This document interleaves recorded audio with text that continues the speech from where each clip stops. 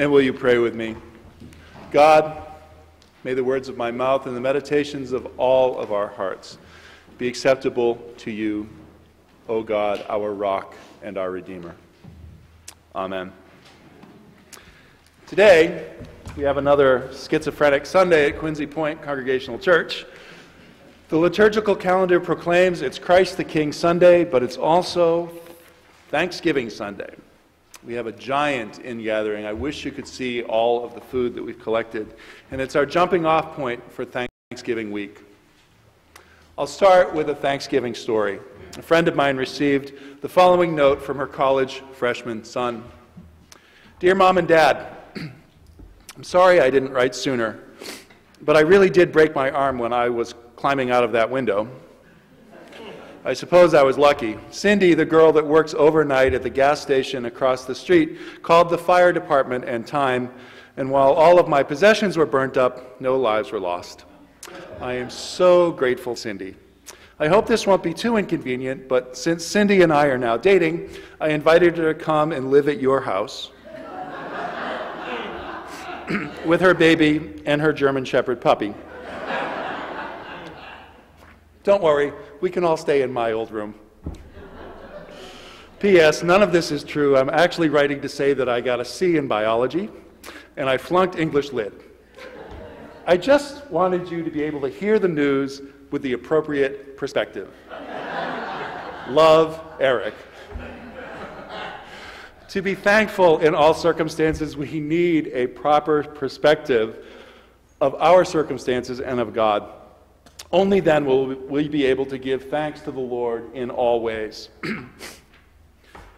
I like to believe that we are a thankful, grateful people. However, I also believe there are at least three attitudes that can steal away from our gratitude. Three things that keep us from being thankful. One is our pride. This is the attitude that says, nobody ever gave me anything. I worked hard for everything I have. And when a person has worked hard for years and finally sees the fruits of their labor paying off, it's easy to believe that they have no one to thank but themselves.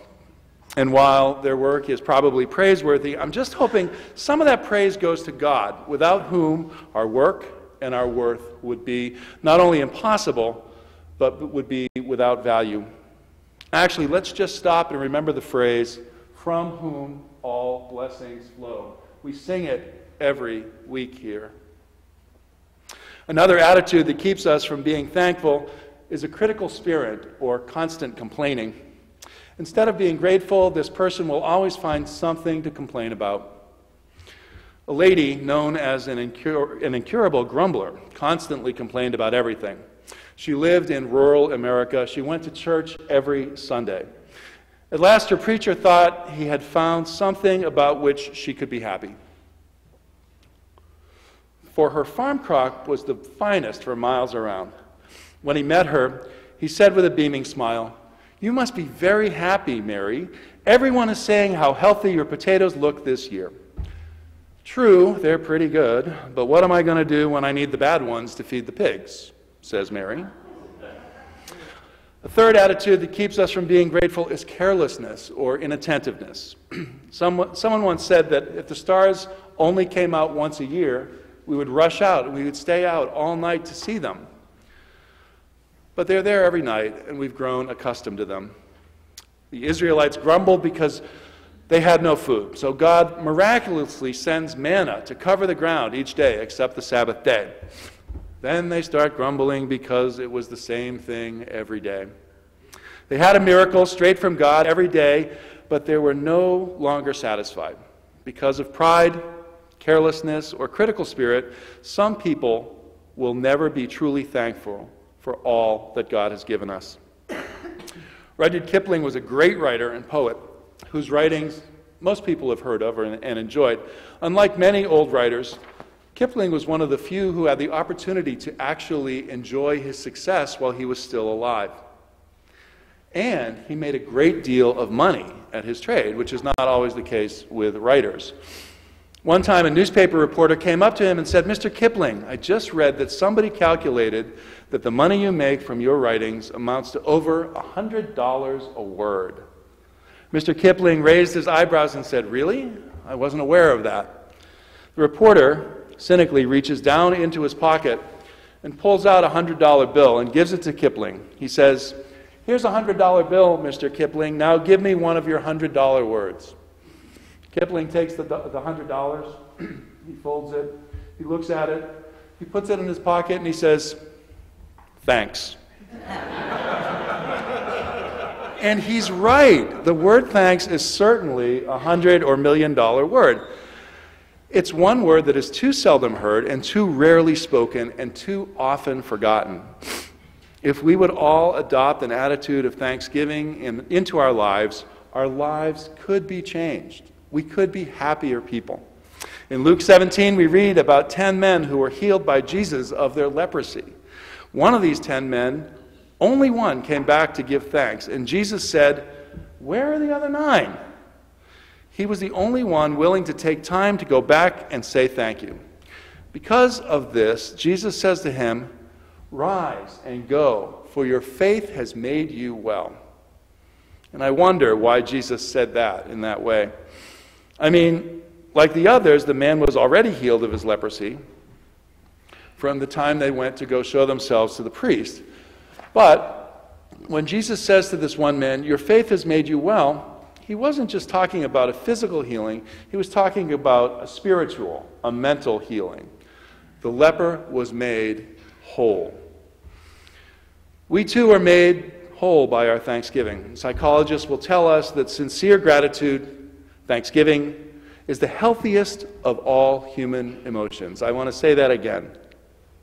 Gratitude, thanksgiving, healthiest of all human emotions, could be the antidote to cynicism or to depression or to sadness or chronic complaining.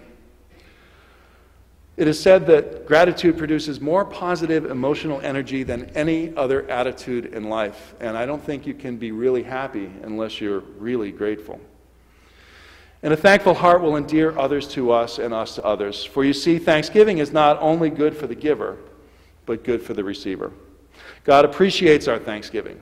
It is right to give God thanks and praise. It draws us closer. Should we worry that we're not grateful enough? Is coming to church once a week enough? The Apostle Paul doesn't think so. He's really quite outspoken on this. In Romans 1:21, he warns, "For although they knew God, they neither glorified him as God nor gave thanks to him, but their thinking became futile, and their foolish hearts were darkened." This passage seems to imply that people who are ungrateful to God will soon fall away. Their hearts will become hardened. Here we see pride keeping people from worshiping God and being thankful. And yet, we are generally a happy, grateful, and thankful people here. This morning, Psalm 100 says, "Make a joyful noise to the Lord, all ye lands. Serve the Lord with gladness." I have a story about that. Thursday morning, I came over to the church, and I want to tell you what I encountered when I came in the Dunkin' Donuts door. 4 men were in the social hall preparing for a huge 12-step meeting that meets here every week. Dave, our buildings and grounds assistant, was moving many, many bags of food for the in-gathering so that our youth group could sort it and transport it over to ISS today. I went upstairs to the library and met 6 prayer shawl knitters. The Ramirez arrived with their grandson Peter, and he and Bob took off to fix yet another thing in the building. Deanna was getting ready for the Advent workshop before she and Joyce got to work setting up our Christmas chepo, which you will learn about later. In the office, Janice was working on the bulletin and the newsletter. We have 2 copiers, so this one was doing this thing and this thing was doing this thing. A beautiful cornucopia has been placed on our altar this morning. Downstairs in room 9, Peg, Carol, Sharon, and Eileen were writing up gift tags for the Tree of Joy. Gifts for children in the Quincy Public Schools and on the South Shore, so that they may enjoy some of the wonder of Christmas. And if I've forgotten anyone, I apologize. It's because there was so much to take in on that Thursday morning. If you want to know who's serving God with gladness, just come over here on a Thursday morning and you will find out. All the work that I saw was going on solely for the glory of God. All of this work that we do in thanks to God. And for this, God says, you're welcome. God appreciates our kind thoughts and prayers and our work. The you're welcome comes in the form of our beautiful earth, its beautiful people. For without God, none of this would be possible. The you're welcome comes in the form of God's bounty and grace poured out on us, not only at Thanksgiving, but every day. My friends, this is a week for praising God and being grateful. I hope you'll join us on Tuesday with St. Joseph's, where we'll gather together with our neighbors from down the street. If you haven't had enough worship and praising that week, come on over to 1000 Southern Artery at 10 o'clock on Wednesday morning, and we'll have communion there too.